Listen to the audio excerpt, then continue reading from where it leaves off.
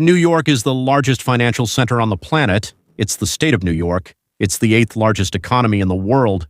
And the city itself has a budget of $127 billion, which is more than Greece or Thailand. It would seem impossible to bankrupt such a giant, but it is possible if you're a democratic socialist, or in our terms, a fascist. Zakhar Mamdani somehow managed it in just 100 days. So, inheriting a deficit of $12 billion, he did nothing to reduce it. But instead, he canceled the hiring of 5,000 police officers, increased spending on bureaucracy, and hired many more officials, so that supposedly racial equality would be mandatory in New York. He froze tax revenues due to the exodus of middle-class businesses, and at the same time promised free buses. That means reduced and frozen revenues, frozen rent and grocery stores at the city's expense, meaning for free. Come in, take whatever you want. There. We'll also talk about Arthur Laffer's curve. It's an incredibly interesting topic, meaning that raising taxes beyond the optimum actually brings in less money, not more. Raising taxes brings in less money, not more. It's a very interesting topic. Let's talk about our favorite, Frederick Bastiat. Apparently, what is seen and what is unseen. What is seen is the ribbons at press conferences, and what's unseen is the 19,500 industrial jobs lost by New York in a single day. A city that relied on the top 1% of the population giving, how much was it? 70%, I think, right? Something like that. 70% of all city spending, the entire city budget. And Mamdani basically pushes out the 1%. So basically he's telling them, get out of here, we don't need you. When they leave, the programs will stay, the debts will stay, but there will be no one left to pay. That's exactly how the richest cities go bankrupt. Not with an explosion, but little by little. They say that drops of water wear away stone. So, our favorite Kamino fascist, the Islamist for the protection of Mamdani, announced that the city of New York is facing a serious crisis, a budget deficit of at least $12 billion, which means we'll spend $12 billion with no clear idea where to get them from, but it's more than we'll collect in taxes. Where will we get these $12 billion? And we'll borrow them, said Mamdani, with interest, so that our children will pay them back for us. Right now, we won't deny ourselves anything, but our children will have to work hard to pay off our debts. Ha ha ha. What? And every year we'll borrow another 10 to 12 billion and then let the kids figure out how to pay it back. We don't care. By that time, we'll have long left this rotten city of the future. New York lost 19,500 manufacturing jobs from January of 2025 to January of 2026. This is the only region in the state with negative growth. Mamdani himself, with a satisfied smile from a job well started, admitted that these numbers are somewhat alarming. In the future, borrowing is projected to average 13. I told them 10, 11, 12, 13 billion annually. Mamdani presented a budget of 127 billion. So, well, that means how much? I told them 70. Sorry, I was mistaken. The top 1% of taxpayers provide about 45% of all income tax revenues, and in the 80s, those same people, but only 30%. So they keep raising, and eventually they got tired of it. The tax base shrinks. What does that mean? People are leaving. Fewer and fewer companies provide a larger share of corporate tax revenue. If the rich leave, what happens to the system? It will collapse. Basically, the city is using a classic approach. We have a lot of debt. Let's take out new loans to pay the interest on previous debts, but at the same time, we'll also raise taxes so that even more people leave us. While Wall Street makes money, the city pays. If the market crashes or the rich leave, the scheme will fall apart. This isn't financial planning, it's a gamble. It's like flipping a coin, right? It could go either way. But most likely, we know it's going to be like this. There was actually a historical precedent. 1975. This is what will happen if New York loses access to the borrowing market. That is, it won't be able to borrow. Everyone will say, you have nothing to pay back, guys. You've already borrowed so much. In 1975, the budget deficit reached 14% of expenditures. The creditors refused to lend to the city. As a result, garbage collection and the police were cut. Murders reached 1,500 a year. Residents fled the city en masse. In the following months, the city repeatedly found itself on the verge of bankruptcy. It took years to recover. Drastic spending cuts. Then mayors who actually worked hard, like Giuliani, came in. State aid, federal loans, accounting reform. The city only came out from under state control in 1986. In the event of bankruptcy, the city would receive temporary protection from creditors. Of course, but taking out new loans would become almost impossible. Only a crazy person would lend to someone in bankruptcy. So, the specific consequences in order of escalation. Forced budget cuts, meaning layoffs for police, layoffs for school staff, layoffs for garbage collectors, and fewer people maintaining the subway. Next is state takeover, meaning the governor essentially takes control over the city's finances, and the flight of businesses and taxpayers accelerates, revenues drop even further. Of course, there are differences from 1975. Back then, the state banned many specific abuses that led to the crisis at that time. In particular, they shifted short-term debt to cover current operating expenses, and so that the children would pay more. But the city is still quite capable of digging itself into a deep hole. If there's a good leader, like Mamdani, they'll definitely do it. Formally, New York can't declare bankruptcy like a private company. American law makes this practically impossible for large cities.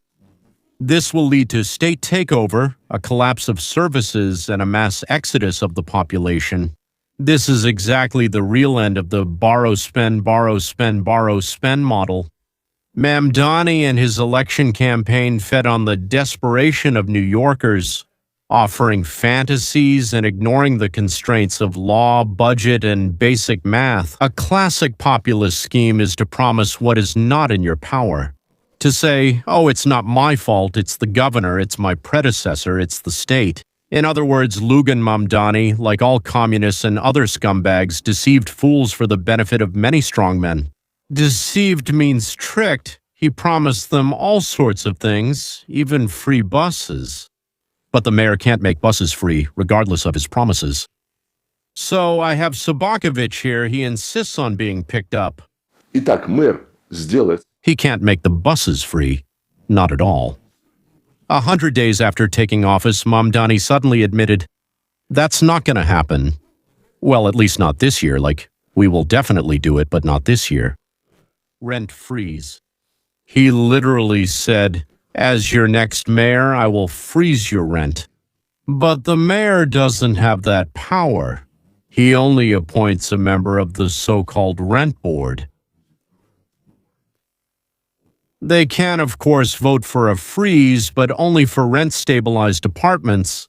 In other words, this was also a blatant lie. And here I'll tell you about a very important quality that for about 200 years now has not been developed, deliberately, by the way, in American and European schools. This quality is called critical thinking. Only about 2% of people have it naturally, the rest must develop it. But the government wants to keep deceiving the population, so it has practically banned teaching this to young people. Well, I mean, like in sciences, in physical sciences, yes, but in everything else, no. The result turned out to be very simple.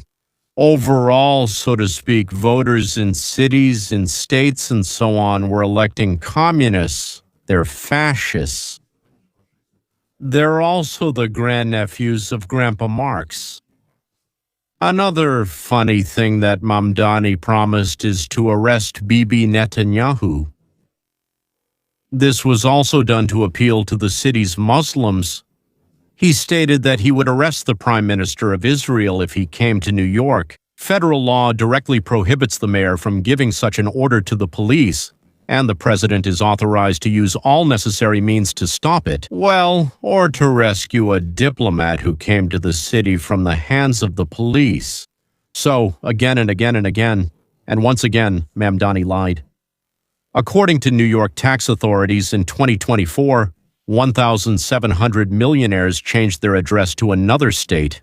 That's not that many. It's 2.5% of all millionaires. The peak was in 2020 with more than 3,300. That's over 6%. In 2025, yes. In the last decade, New York has lost a total of $111 billion in adjusted gross income. That is, the people who brought money to New York not only paid taxes, but they also bought things, drove cars, went to restaurants. They went out, went shopping, spent that money. They allowed others to make a living. So $111 billion have left New York in the last decade. But the main outflow that hits the city isn't even the super rich, but the middle class with incomes of $100,000 to $200,000 a year. They make up the largest number of people who have left, 130,000. So it's that very middle class that's leaving, the ones who pay taxes and consume services. If Mamdani does end up raising taxes on the rich, the numbers could rise sharply. The precedent during COVID showed that with the right reason, the outflow can double in just 1 year. Mamdani canceled, as I already mentioned, Adams' plan to hire 5,000 new police officers. At the same time, the police budget was cut by $22 million, and spending on offices of racial equity increased by 42%. What does this mean in practice? The chairman of the City Council's Public Safety Committee said that the current level of police hiring is insufficient, and the result will be overtime, slow response times, and an increase in crime. Former NYPD sergeant and professor at John Jay College warned, if crime starts to rise due to a shortage of cops, all of the mayor's grand illusions will collapse. That's when, in 1975, New York, on the verge of bankruptcy and after cutting the police force, simply became a symbol of decline. I lived there in the late 70s and early 80s. It was a nightmare. The formula is simple. Less money in the budget, fewer police officers, slower response, rising crime, middle class fleeing, even less tax revenue, even less money for the police. This is a spiral that New York already went through in the 70s. And Mamdani isn't planning to change anything. And he's a commie who hates our way of life and the philosophy that the Founding Fathers built into this country, the philosophy that made America what it is today. None of the Founding Fathers would recognize New York now, or LA from California, or Oregon either. Now let's take a look at the socialist-run state of California, where I live. Manufacturing employment in California has dropped by 7.8%. In the other states, during the same period, there was no change, neither negative nor positive, just zero. But in California, it dropped. If the current pace continues, and so far there's no sign that it will slow down, Texas will surpass California as the largest manufacturing state in the U.S. in about 3 years. 3 years is the near future. It's the next presidential term. Why? Why did companies that spent decades building their business in California suddenly start packing their bags? Let's start with electricity. Because for manufacturing, electricity is literally the lifeblood. The industrial rate in California today is 14.2 cents per kilowatt, while in Texas it's 5.6. That's 2.5 times cheaper. Imagine you're running a factory that spends $1 million a year on electricity in California. You move to Texas, save $400,000 annually without changing anything, equipment, staff, or product. You just moved. The minimum wage in California is from $16 to $20 an hour depending on the industry. In Texas? Yes, just hire the person if they agree. It says $7.25. So you negotiate with the person and say, you don't know how to do anything, come to work, I'll train you. You'll get $7, $8, $9, $10, and then, once you've gotten up to speed, we'll see if we keep you, and if so, we'll give you a raise. So Texas deliberately didn't raise this wage to give manufacturers a chance to develop. For a manufacturing company with 1,000 employees, the difference in labor costs is literally tens of millions of dollars a year. A person comes in, doesn't know how to do anything. You pay him, actually, quite a lot of money. After 3 months, you fire him and start looking for a new one. Corporate income tax. California takes 8.84%. Texas takes 0. None at all. No tax at all. corporate income tax, and they have enough for everything. And it's not just about the money, it's about the signal the state sends to business. We want you to be here. Now about the unions. In California, 16% of workers are union members, while in Texas it's 4%. And that's not just a statistic. It means different rules for negotiations, different opportunities to optimize production, and different flexibility during times of crisis. And finally, the environment.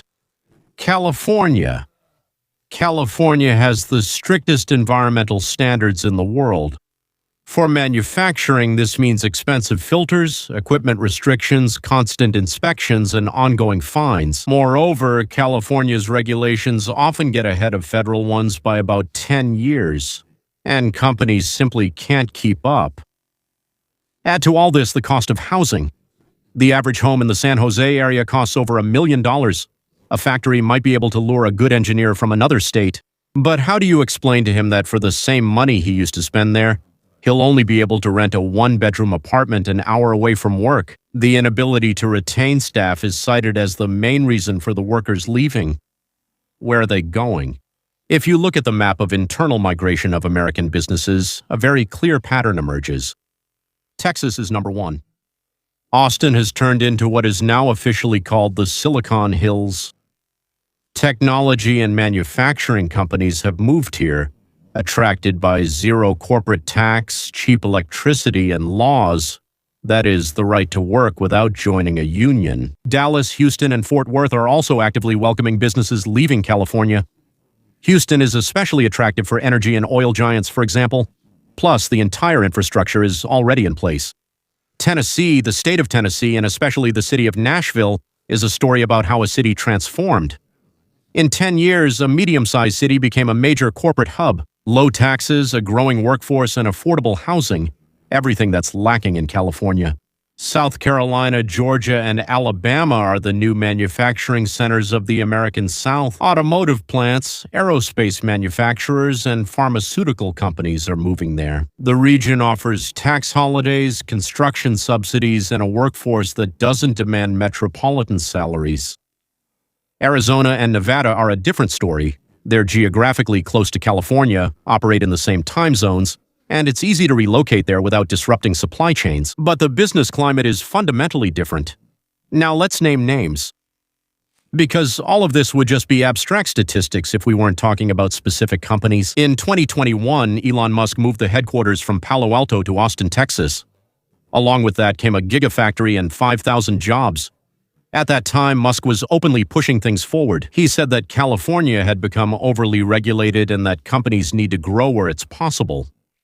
In 2024, SpaceX and X are moving the legal addresses of both companies to Texas. So X, formerly Twitter, left San Francisco.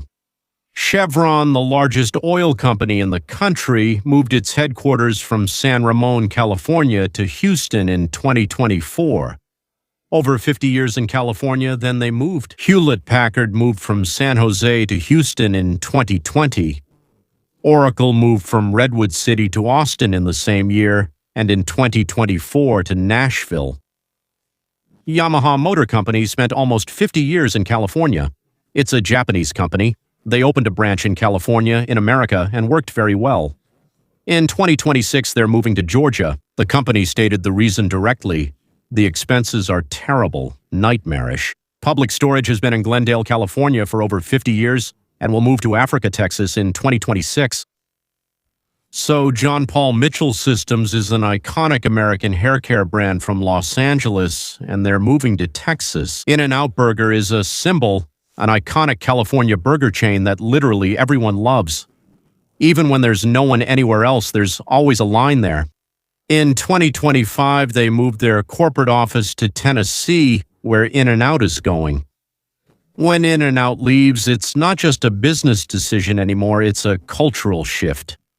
So now the main point. Everything we've talked about is not a catastrophe that happens suddenly. It's a controlled, predictable, and well-documented process. It's so predictable, in fact, that Governor Gavin Newsom included the loss of another 50,000 manufacturing jobs over the next 4 years in the budget forecasts. In other words, the state authorities themselves understand that people will be leaving them, and they include this exodus in the official baseline documents. Once the Golden State was not just a beautiful name, this was a state that for 150 years was synonymous with opportunity, growth, and the future. But opportunities are not permanent. They go where it's easier for them to thrive. And until California changes its attitude toward business, rates, taxes, regulations, and the cost of living, this exodus will continue quarter after quarter. The question isn't whether California will survive this wave. It will. It's too big, too rich, too important. The question is how it will come out on the other side and who will take its place on the manufacturing map. And now the direct opposite, Florida. People are fleeing from California, New York, and Illinois to several states. One of the main ones is Florida, another is Texas, as I told you. 3 main flows. From the Northeast come financiers, hedge fund managers, and lawyers. The income tax in New York reaches over 10%, while in Florida it's 0. For a person with an income of $5 million a year, that's a savings of $500,000 annually just because they changed their address.